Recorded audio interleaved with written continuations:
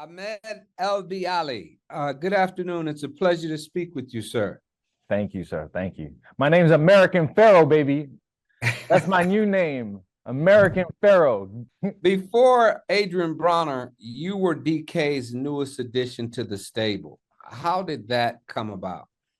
It came out through, it was a blessing. I got in touch with Al Banani.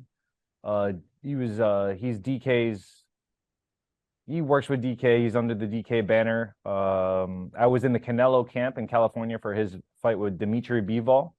And you know how boxing is. We fighters like to dream big, but we have it rough sometimes. So throughout the Canelo camp, I felt like I wasn't gonna get I kind of went there I didn't want to help Canelo for sparring. I went there to get an opportunity for myself because I had released myself from PBC. I was looking to put my career on the world championship track, and small promoters and hustlers don't do it in boxing. It's the big time guys. And I talked to Al. Al connected me to DK. DK gave me an opportunity to fight for the NABA last year in June. I took that opportunity without a doubt in my mind, and ever since then, it's been a blessing because DK is, he is a king in this sport. He paves highways for fighters to become champions, and I'm super fortunate to be under the DK banner and involved in the DK family. Throughout knowing DK, I've been introduced to the likes of Mauricio Suleiman, the WBC president, Gilberto Mendoza, the WBA president. So I'm also dealing with the best sanctioning bodies in the sport. That's what it takes to be a legend, and I'm with a legendary promoter. Finally, fans will see what all the fuss is about when you step into the ring on June 9. What can fight fans expect to see from you? No fuss, all glory, baby. No fuss, all glory. What can they expect to see? They can expect to see an American Pharaoh do his job, entertain, give the fans what they want to see, pure entertainment. This is the hurt business, so that they want to see a little hurt too. They want to see blood and guts and glory, and I want to give it to them through myself and through my opponent. We're here to put on a show, so if I got to take a beating and come out on top and give a knockout, that's what I want to do. I want to give it all. I listened to your interview on the PBC podcast, and you spoke of your pride of being an Egyptian and how you once desired to rep your homeland in the Olympics. Having missed out on that, what are your goals as it relates to Egyptian boxing? As far as Egyptian boxing, I am here to become the first Egyptian world champion. With becoming the first Egyptian world champion, I become a champion from the Middle East.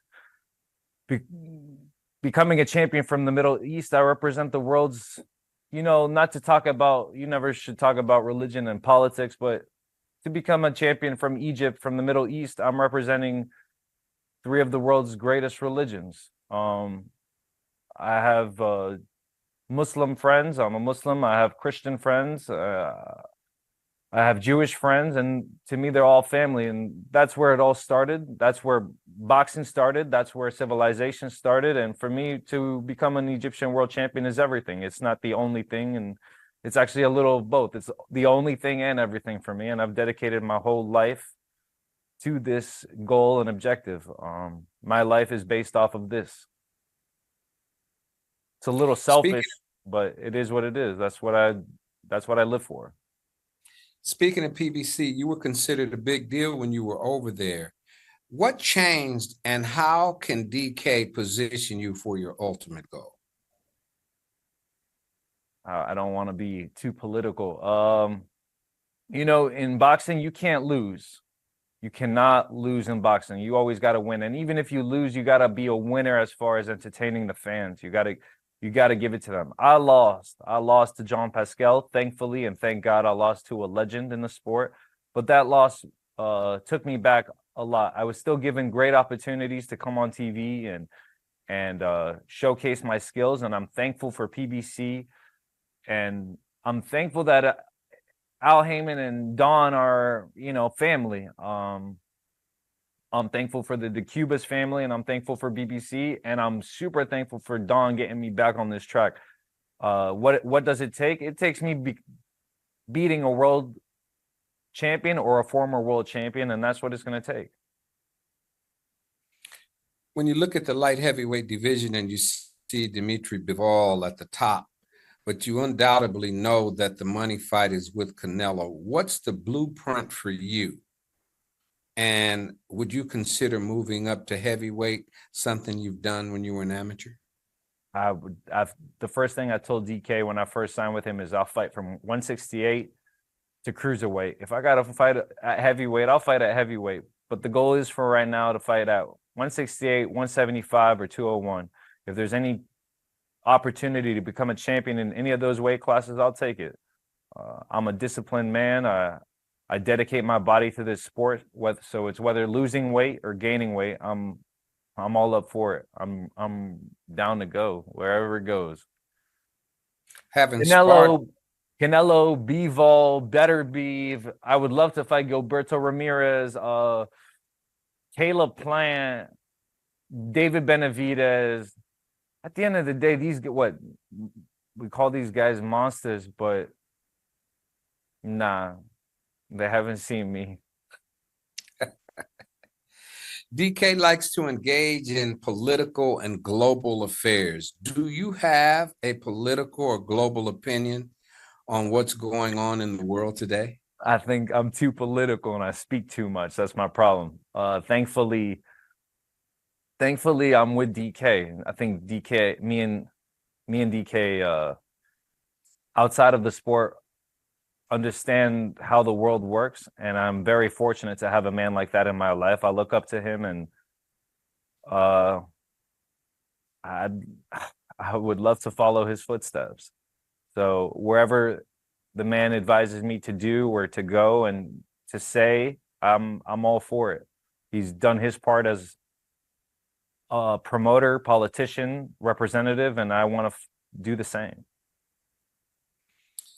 One glance at you and I can see the marketing appeal. Do you have your team capitalizing on the options outside of the ring? No, I don't. Should I say I do? Yeah. But do I want to do more? For sure. I should definitely be doing more. And this is where it starts, doing an interview with Kenny and putting myself out there. And this is where it starts. It starts little by little. I'm not that young. I'm not that old. And a lot of things could happen in a short amount of time. So I'm ready for it all and whatever it takes. The one defeat is Pasquale, which you alluded to earlier. It was in KO fashion. It's the worst way you can lose. Do you want revenge from that fight, or have you moved on from that? A little of both. I've moved on, but I would love revenge. I would beg DK to make that fight happen in an instant. Whenever, wherever. I'm cool with Pascal.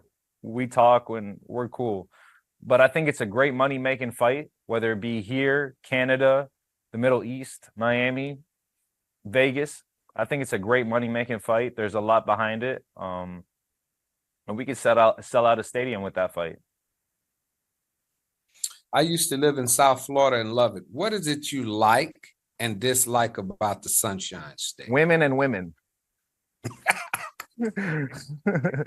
that's hey, nothing else. The landscape of boxing has dramatically changed.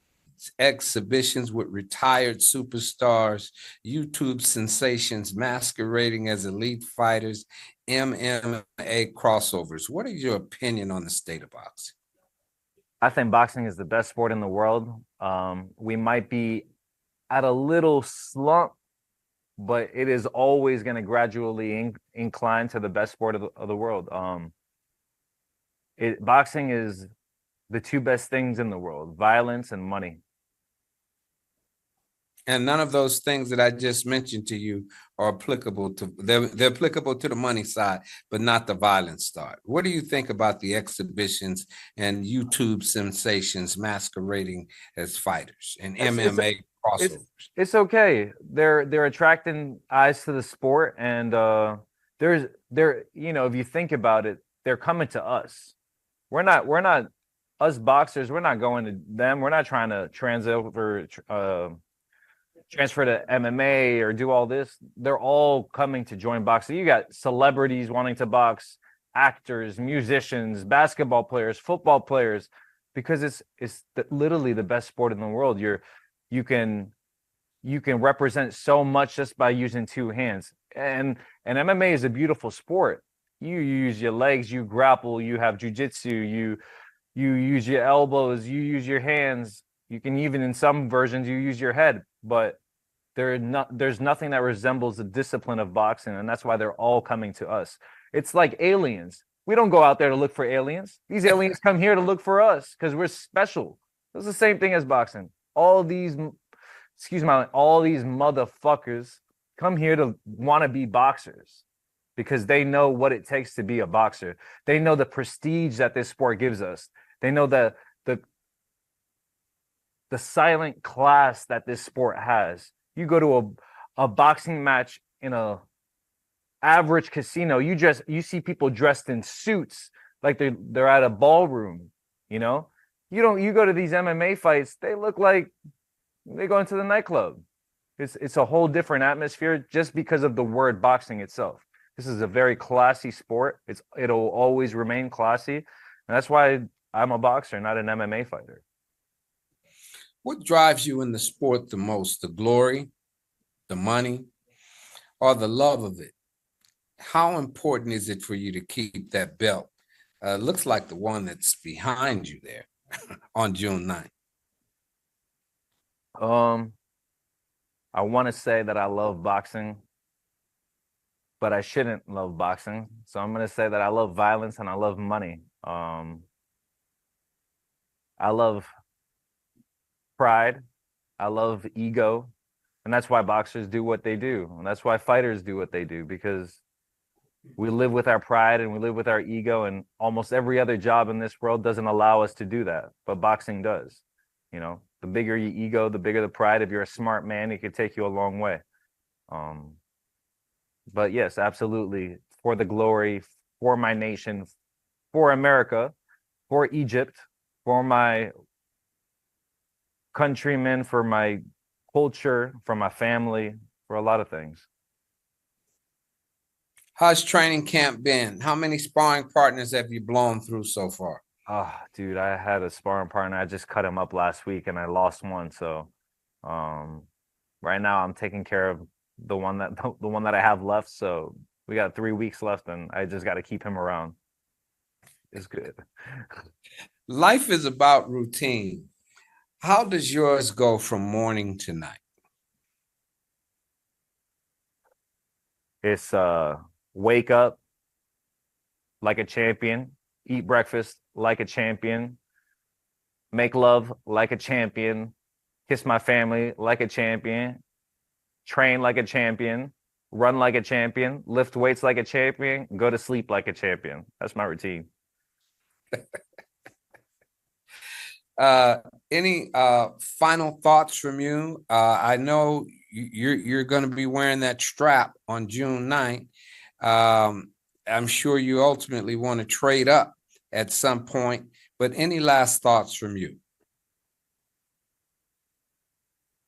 I'm blessed to be in this situation. I'm blessed to have DK and the DK banner by my side. I'm blessed to be fighting for these titles. And I'm fortunate and blessed to have this opponent take this fight. And I hope he's training hard, just how I am, so we can put on a great show for my hometown fans. Thank you so much. And I really appreciate the interview, man. Thank you. God bless you. Thank you. You too.